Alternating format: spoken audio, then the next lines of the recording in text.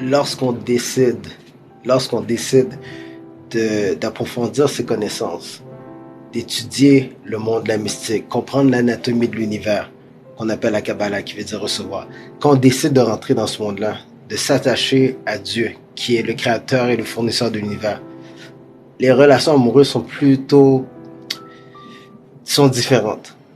Parce que, en partant, le conjoint ou la conjointe avec qui vous allez être, si elle ne pratique pas ou si elle ne partage pas ce mode de vie, qui est le monde mystérieux de la mystique, qui est le monde mystérieux de l'apprentissage de la Bible ou de la Torah, des anciens manuscrits sacrés, du judaïsme, peu importe. Si vous n'avez pas quelqu'un qui partage la même foi que vous, la même vision que vous êtes parti pour des conflits monumentaux. Si vous avez des enfants avec cette personne-là, vous allez avoir toutes sortes de conflits au niveau de la manière comment éduquer les enfants. Et tout ça a des conséquences, malheureusement. C'est pour ça, lorsqu'on choisit une partenaire ou un partenaire de vie, il faut être conscient que vous devez être au même niveau et vous devez être deux personnes qui optimisent l'éducation, qui favorisent l'apprentissage, la méditation, l'étude de la parole du créateur de l'univers qui est Dieu. Si vous partagez pas la même vision, vous allez avoir énormément de conflits. Maintenant, je vous parle dans ce domaine-là, mais on parle dans n'importe quel domaine. Écoute, c'est simple. Tiens-toi avec quelqu'un qui a la grippe, tu vas avoir la grippe. Alors, si tu vas avoir la grippe, tiens-toi avec des gens qui ont la grippe.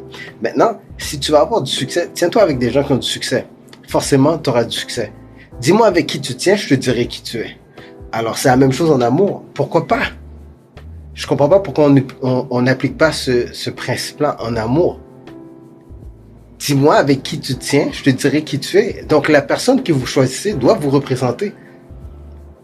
Ça doit être une personne qui est votre reflet.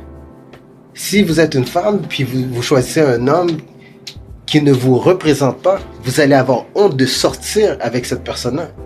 Si vous êtes une personne qui a des bonnes manières, puis l'autre, ça, en mangeant, il va avoir des frictions. Si vous êtes une personne qui aime lire, qui aime s'éduquer, qui aime apprendre, puis que l'autre personne n'est pas intéressée à ces choses-là, il va avoir des conflits. Je dis pas que ça fonctionne pas. On dit que les contraires s'attirent. Ok, good. Les contraires s'attirent.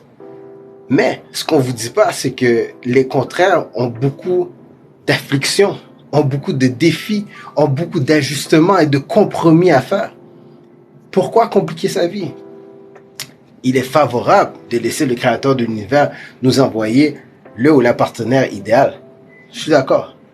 Mais il faut se prédisposer à recevoir cette personne. Parce que si le fournisseur de l'univers nous envoie la personne idéale et que nous ne sommes pas prêts pour la recevoir, qu'est-ce que vous pensez qui va arriver? Forcément, vous aurez un résultat que vous n'aimerez pas. J'ai pas dit un échec, parce qu'on obtient toujours un résultat. Que ce soit un résultat qu'on veut obtenir ou qu'on ne veut pas, on obtient toujours un résultat. Donc, vous êtes responsable de votre bonheur en amour parce que vous faites les choix. C'est vous qui avez décidé d'aimer cette personne, d'ouvrir votre cœur à cette personne. Pourquoi? Parce que la personne vous représentait? Parce que vous pensiez pouvoir changer la personne avec le temps? C'est un défi? Comment? Choisissez pour faciliter votre parcours, choisissez quelqu'un avec qui vous pouvez bâtir votre avenir. Vous comprenez ce que je vous dis? Bâtir son avenir. Bâtir l'être avant de recevoir l'avoir.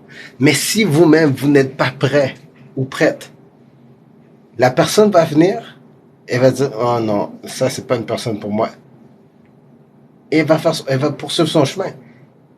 Alors que la personne était faite pour vous. Elle était faite pour vous. Mais vous étiez pas prêt. Vous n'avez pas su capter le moment. C'est ça la vie. Dans la vie, on a souvent des opportunités. Et le fait qu'on n'est pas prêt, on ne les saisit pas lorsqu'elles passent.